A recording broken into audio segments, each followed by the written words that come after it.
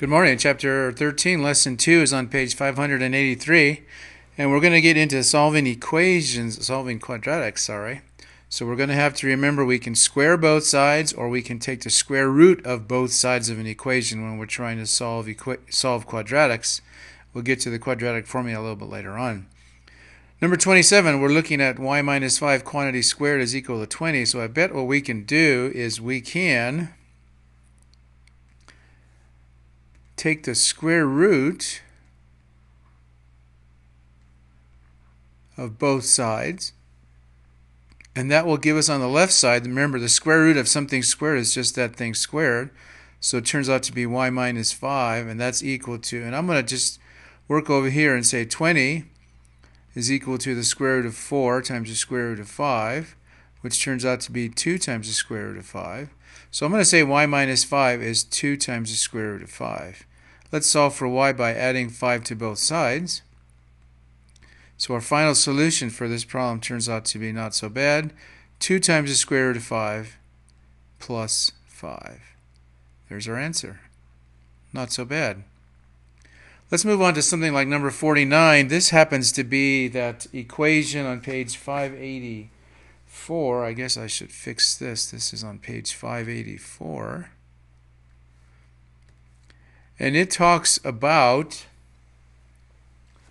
let me just read it. The amount P is invested at interest rate R compounded annually and grows to the amount A in 2 years. Find the interest rate. So they give us the formula. The area is equal to P times the quantity of 1 plus R to the T. And this is a problem written for 2 years worth of interest. So we have our information here. So what we can do is we could perhaps simplify this equation. We could say if we divide both sides by P,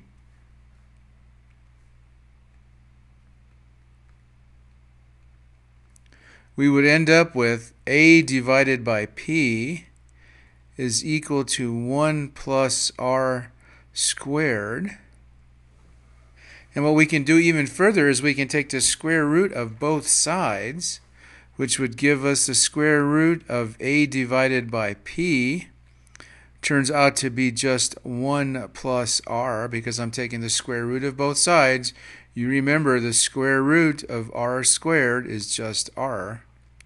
So when we take the square root of 1 plus R squared, we just get 1 plus R. So now we can plug in some stuff.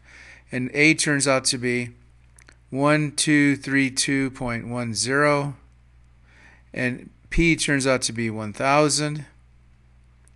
And so what we do is we take the square root of that, and that turns out to be 1 plus R. Well, if you do that on a calculator, this turns out to be 1.110 equals 1 plus R. Again, 1232.1 divided by 1000, take the square root. And then finally, if we just subtract 1 from both sides, our answer for R turns out to be 0.110, or the rate of return turned out to be 11%. Either of these two answers was correct for number 49. Thanks so much. See you all tomorrow.